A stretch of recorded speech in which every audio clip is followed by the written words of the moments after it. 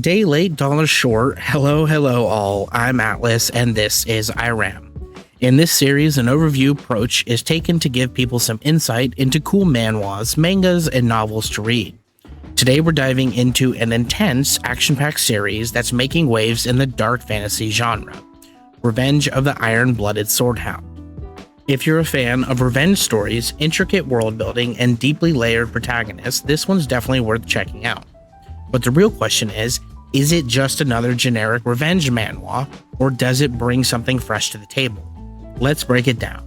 As always, if you guys have suggestions on what to read or cover next, let me know down below in the comments. You can also join my Discord, discuss, and suggest stuff there. Right from the first chapter, Revenge of the Iron-Blooded Swordhound immerses us in a very brutal world. The story follows our protagonist, a former warhound turned slave who is cast aside like a broken tool. But instead of succumbing to his fate, he harbors an unyielding desire for vengeance. Just for clarification on the slave, it's more so like slave to his family's desires rather than like an actual slave. What sets him apart from the usual revenge-driven leads is his methodical approach. He's not driven by rage, but by calculation, patience, and an understanding of how the world around him operates. Vikir is given the chance to reincarnate and swears to do things differently than he did before. Fighting for his life and his right to live, he changes the world around him from his previous life slowly over time. We can see this from the moment of his rebirth. His knowledge of the world and the practices of his family leave him with plenty of opportunity to succeed, and he takes the path he deems most fitting through every action. While still a baby, he jumps into the famous river his family uses to gain more power at a younger age and stays under so long he almost drowns, all so he can absorb the most power from that very river. Later on, he kills snakes who enter his bed in a failed assassination attempt. Moments like these show that he's accepted the world and family he's been born into, and he aims for the top to change how his life evolved from his previous life. The story takes place in a carefully designed world where social class and hierarchy play a major role. Powerful noble families like the Baskervilles control politics, wealth, and magic, while the lower classes, including slaves and commoners, struggle to survive. Strength, both in combat and in influence, determines one's place in society, and even just in their own family hierarchy overall, making it very difficult for those at the bottom to rise without influence. This rigid structure adds depth to the story, as Vikir, the main character, must navigate a world where power is everything, using strategy and patience to challenge the system that once cast him aside in his previous life. Using his knowledge of his previous life, he excels in decision-making because he knows where to press people's buttons and where to push issues which in his previous life would have left him a lot more mindful.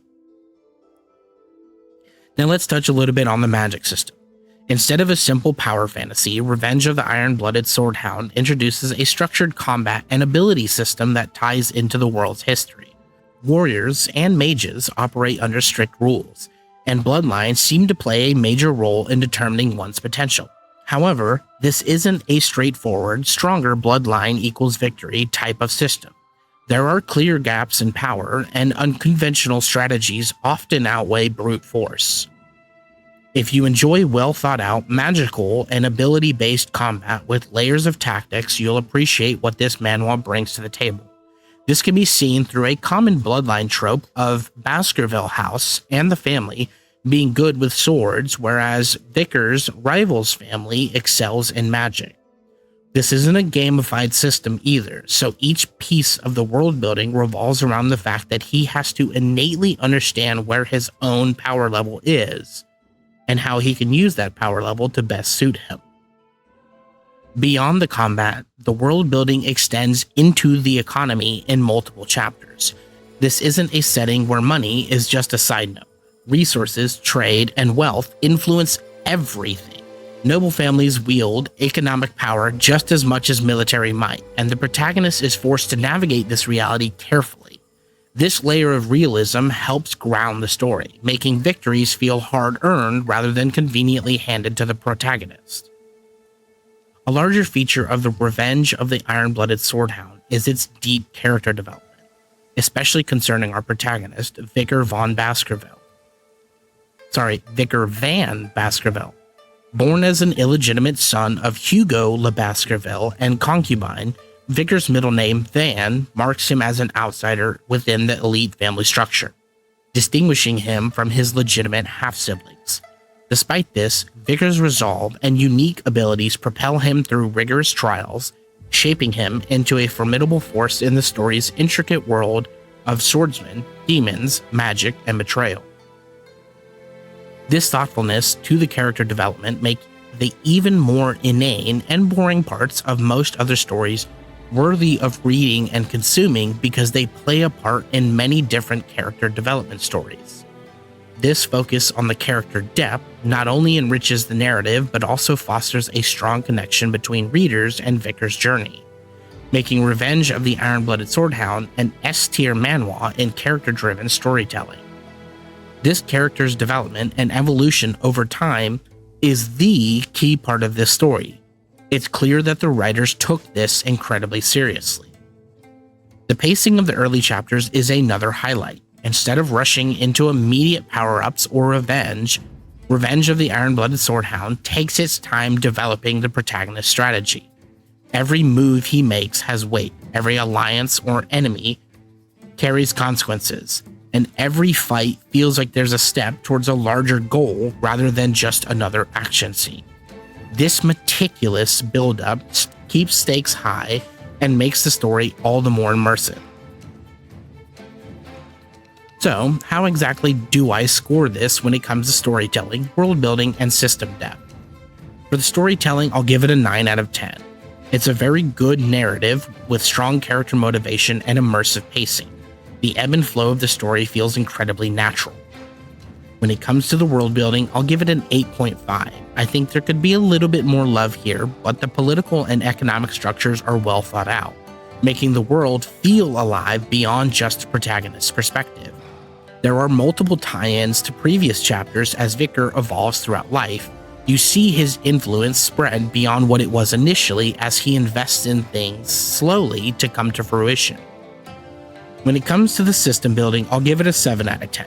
The magic and combat systems are engaging and well explored, though there's still a lot of room for deeper expansion as the story progresses. This story tends to lean more character-driven than it does magic or combat-oriented, so you don't see a lot of progression when it comes to those kind of systems, at least not yet. Overall, if you enjoy revenge plots with strategic execution, a very well-developed world, and a protagonist who lies on his wits just as much as his strength, this manhwa is definitely worth your time. The art style itself is beautifully done, and it's genuinely great manhwa to read through.